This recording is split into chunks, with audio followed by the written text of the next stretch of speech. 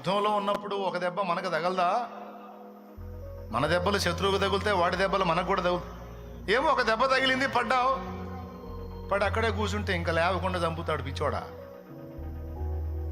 యుద్ధంలో మనకు ఉండాల్సిన వివేకం అది. ఫైట్ చేస్తున్నావు, స్కెచ్ గీసాడు, వ్యూహం వేసాడు, వర్కౌట్ అయింది, దెబ్బ తగిలింది, గాయమైంది, పడ్డావు. పడ్డప్పుడు చేయాల్సిందేంది? అక్కడే కూర్చున్నావు అనుకో, లేవకుండా కొడతాడు వాడు. ఆహా, యుద్ధరంగం జరుగుతున్న పోరాటంలో దెబ్బ తగిలింది, కూలబడ్డా. తిప్పుకోవాలి, అర్జెంటుగా తిప్పుకోవాలి, తిప్పుకొని వాడికి దెబ్బగా దెబ్బేయాలి, వండి కొట్టాలి, నేను తిప్పుకోవాలి, నేను కూలబడకూడదు. ఈ మైండ్ రావాలి మనకి. చాలా చాలా చాలా కీలకం ఇది. తిప్పుకునే మనసు రావాలి.